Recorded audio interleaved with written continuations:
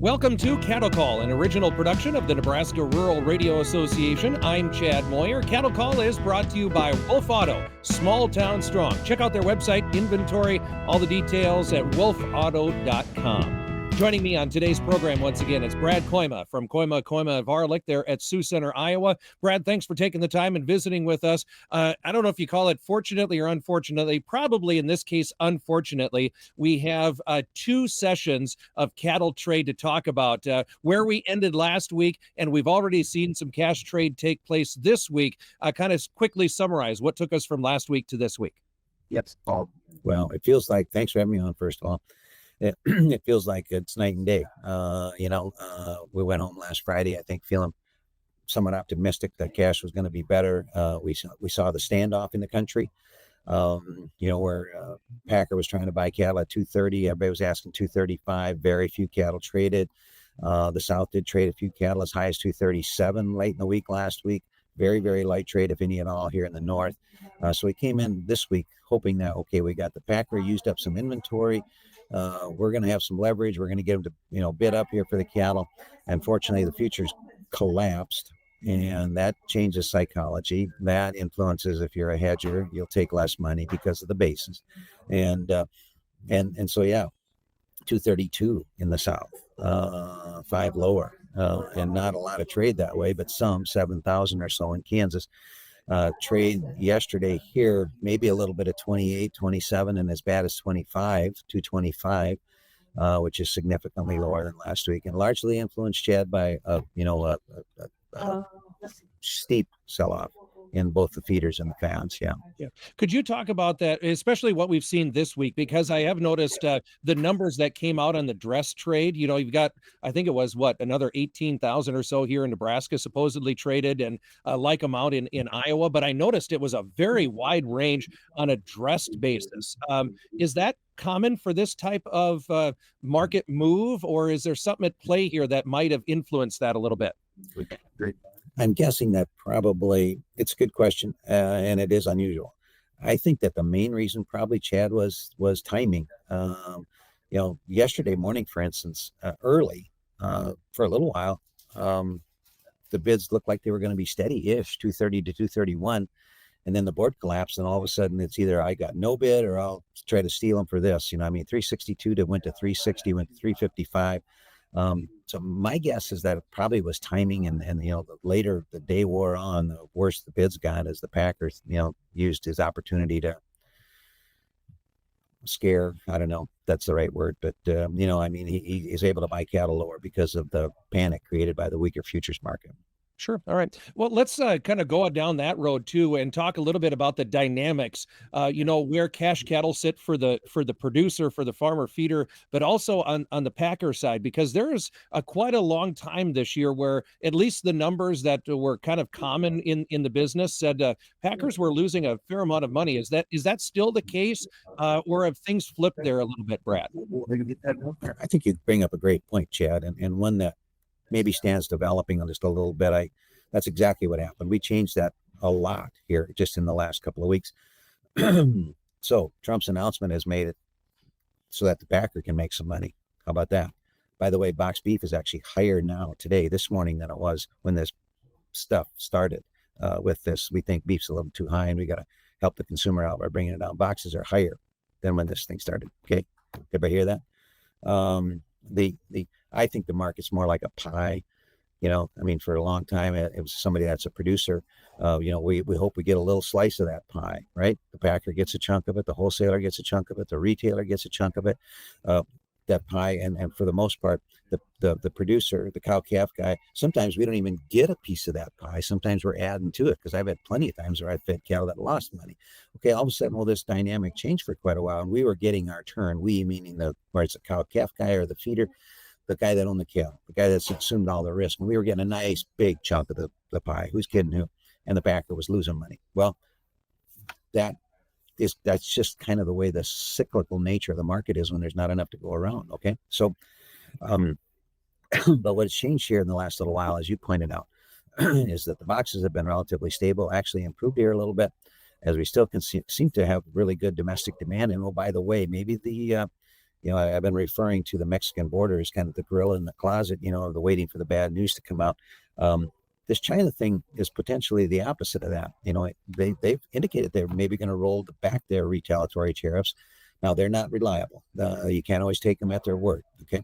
But that could be a little bit of a diamond in the rough here, or whatever you want to call it. Where if they start buying some of our beef again, and they at one time were a huge customer for us, that might make a difference. But to your point, you got a packer now that's buying on a dress basis cattle probably at 355. You got a box at 378. It works for him. Now the next thing might be, it's 2 weeks from Thanksgiving only. Now the next thing might be, which I'm hoping for, is that you'll see the packer increase his kill, take advantage of his good margins, and that ought to stabilize the cash market as well. Okay, let's get into a listener question that we had here this week. And this one has to do with some of those headlines that you were talking about, or some of the fears in the market, and kind of where this North American cattle business is right now. We can go ahead and put that up on the screen. The question that we had is basically, where do these cattle sit that are in Mexico?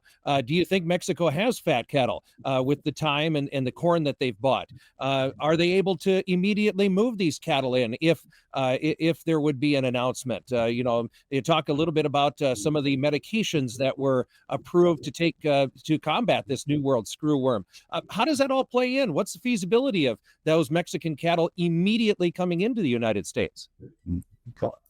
It's an insightful question. It's one that I've batted around a little bit.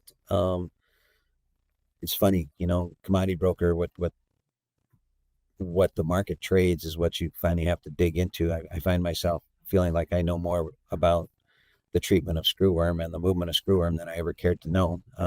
So yeah, I've tried. I'm not a veterinarian. I'm not a scientist. I'm not just a dumb commodity broker, right? Farmer. However, I have talked to a number of people that are in the business of exporting cattle and what protocols necessary to safely do that. And you're getting one person's opinion, just my opinion. But from talking to some of these guys, I believe that there is actually protocol in place that some of the states, particularly Sonora, Mexico, which is a state directly south of Arizona, have had in place for a long time, where they treat them with Ivamec several days before they go to the border, get inspected a couple of times, then go through a dip deal where they redone, like a redundant thing. That it seems to me like there would be a zero chance that the larvae would survive that. Either they have Ivamec and Dectomax, as your question is, those have both been approved for the treatment of screwworm. So now this guy's specific question, or person's specific question about, of course, there's fat cattle in Mexico. There's cattle that have been slaughtered, several months worth of cattle. Do I think that beef is getting to the United States? Yes, in the form of boxes, etc. Now, if the border would open, I think the guy's question is, if the border would open like soon, would you get a bunch of big fat cattle? I would guess from talking down there, Mike, and I'm guessing, I would guess that probably not. My guess is that, those cattle have found a home. They've been in this feedlot for a long time. Typically, that wouldn't be the kind of thing that you'd want to transfer anyway.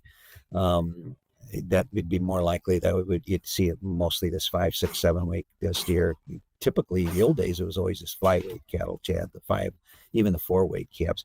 But that may have changed. But I'm going to have to do a little digging on that, because that would be if you had a packing house in Texas, mm-hmm. That would be a little intriguing. That would be a way to fund that, because I know yes, there's cattle that we sold last week that are going exported from Northwest Iowa to Texas to die this week, and they're paying the freight.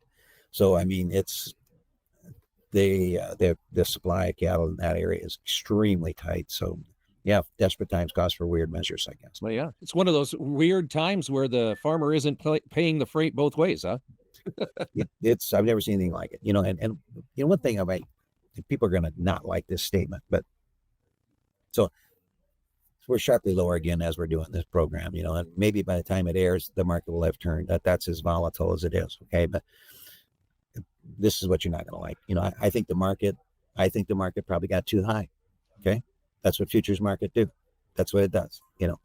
Lumber at 1,700 was probably too high, right? Orange juice at $4.60. Okay. I mean, the corn at $8. Sorry. I mean, and so then you don't know where that is. But the trouble with that is the markets, futures markets, an emotional market. So it also goes too low, So, are we too low for the fundamentals that we have? I would say probably, because even if the border opens tomorrow, Chad, they're not going to change the supply of cattle appreciably for the first quarter of the year or to finish the last quarter of this year. Does Brazil tariffs roll back? Does that mean there's going to be more grinding meat come in? Might cheapen hamburger up a little bit at the retail counter? Yeah, it should. Does that affect what live cattle are worth, though? It seems to me those are two different things. So I wonder if we aren't in that, okay, now we're getting a little crazy down here. I hope by the time we do this next week, we can look back and say, okay, it looks like we've stabilized now. But I think it's going to have to start with the cash market stabilizing, and that might have to be with a packer that's willing to kill a few more and pay a little bit more. Sure. All right. Getting close to the end of our program here for this week, I guess, what are the, like we say, we've had kind of a trade here in the north. We're kind of waiting on the south. I guess, what are the keys for you? What are we going to be kind of watching as it relates to our risk management plan here over the next few weeks? I wish they would just give us the news. Give us the news. Tell us that you're going to take the 50% tariff off of Brazil. Fine. It's in the market. Everybody seems to know that that's going to happen. Okay, let's get it out of the way so that these headline algorithms can deal with it and get it into thing. As far as the Mexican border is, why not give us a day and say, okay, you know what? Depending something changing, we're going to open a January 1. Cold weather along with Dectomax and ivermectin are the two things that stop the larvae. Okay, so I don't know. I would enough innuendo, enough threats.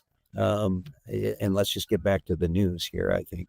So I would love that. But in the meanwhile, you and I I've been preaching to be careful up here since you and I started this thing, Chad. So I hope that some have listened. And now we're at a spot in the market where now it's like, okay, now put the clutch in, pump the brakes. I don't think you got to go press the sell side down here after this big up a break. So. All right. Well, we'll continue to watch these storylines and others. We'll be back with another Cattle Call program next week. In the meantime, if folks want to reach out, Brad, how can they do that? The website's kkbtrading.com, but we'd rather have you call 712-722-0023.